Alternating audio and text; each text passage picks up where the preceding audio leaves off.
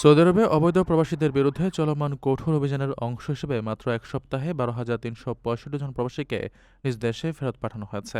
দেশটির স্বরাষ্ট্র মন্ত্রণালয়ের তথ্য অনুযায়ী গত ৪ ডিসেম্বর থেকে ১০ ডিসেম্বর পর্যন্ত আইনি প্রক্রিয়া শেষে তাদের ফেরত পাঠানো হয়।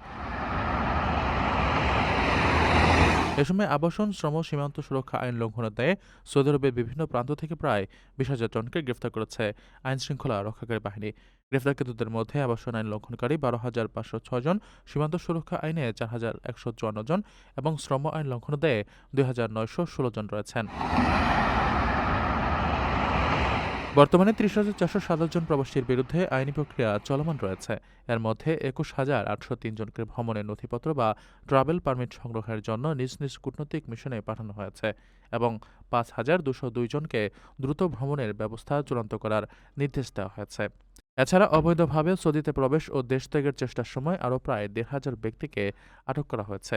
সৌদি কর্তৃপক্ষ পুনরায় সতর্ক করে জানিয়েছে, অবৈধ প্রবাসীদের সহায়তা করলে সর্বোচ্চ ১৫ বছরের কারাদণ্ড এবং ১০ লাখ রিয়াল জরিমানা সহ সম্পত্তি বাজেয়াপ্ত হতে পারে।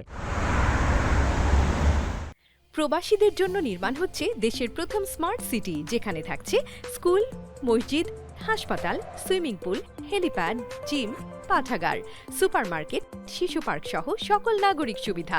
মালিকানা শেয়ার মাত্র ৫ লাখ টাকা। প্লাটিনাম ইনভেস্টরদের জন্য ঢাকা বিমানবন্দরে ভিআইপি প্রোটোকল সুবিধা। বিস্তারিত জানতে যোগাযোগ করুন স্ক্রিনে দেয়া হোয়াটসঅ্যাপ বা ইমো নাম্বারে।